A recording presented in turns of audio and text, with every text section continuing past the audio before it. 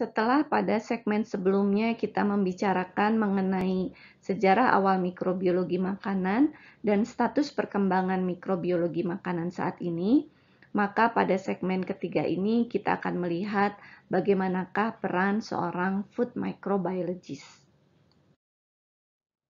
Dari apa yang sudah kita bahas sejauh ini, terlihat bahwa mikrobiologi makanan itu berkembang dari waktu ke waktu. Sebelum tahun 70, food microbiology dipandang sebagai applied science dengan fokus utama dalam menangani masalah kontrol kualitas makanan secara mikrobiologis. Sejak saat itu, teknologi yang digunakan dalam produksi makanan, processing, distribusi, dan pola konsumsi makanan berubah. Selanjutnya, hal ini membawa pada problem-problem baru yang ternyata tidak bisa diselesaikan hanya dengan menggunakan applied knowledge.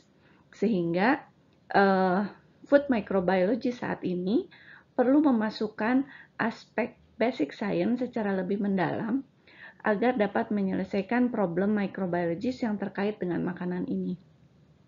Disiplin ini mencakup tidak hanya aspek mikrobiologis dari kerusakan makanan atau foodborne disease dan cara pengontrolannya atau food bioprocessing saja, tetapi juga mencakup aspek basic information terkait ekologi mikroba, fisiologi, metabolisme, dan genetics.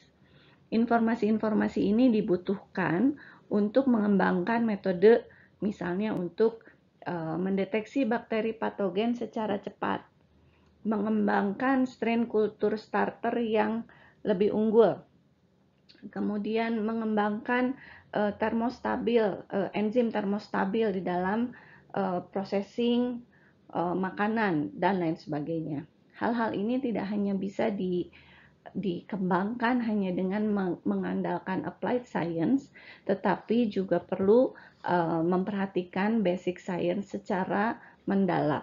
Sehingga food microbiology yang sekarang itu sebetulnya adalah pengetahuan dari basic sampai applied science. Jadi, seorang food microbiologist itu dituntut untuk pertama mampu menentukan kualitas makanan secara mikrobiologis dengan menggunakan teknik-teknik yang sesuai. Kemudian mampu menentukan mikroba yang terlibat dalam kerusakan makanan, menyebabkan foodborne disease, dan mengidentifikasi sumber pencemarannya. Hal ini penting untuk mencegah terjadinya kerusakan makanan atau foodborne disease di masa yang akan datang. Kemudian mampu menentukan atau mendesain prosedur yang tepat untuk mengontrol pertumbuhan mikroba pembusuk atau mikroba patogen di dalam makanan. Kemudian mengetahui metode isolasi dan identifikasi mikroba patogen dan bakteri pembusuk dari makanan dan lingkungan. Kemudian juga bisa mengidentifikasi problem-problem mikrobiologis yang mungkin terjadi akibat adanya teknologi-teknologi baru dalam pemrosesan makanan. Dan kemudian dapat mendesain metode untuk mengatasi masalah ini. Selain itu, seorang food microbiologist juga diharapkan dapat mendesain prosedur sanitasi yang efektif untuk mengontrol pertumbuhan mikroba pada fasilitas pemrosesan makanan.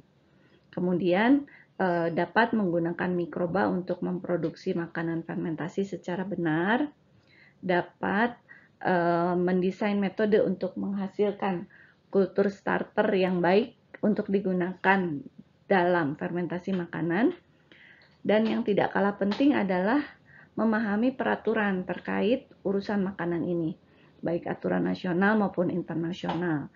Di antaranya memahami problem-problem mikrobiologis terkait makanan impor, dan masih banyak lagi. Itu kurang lebih adalah tuntutan yang diharapkan atau yang diminta dari seorang food microbiologist.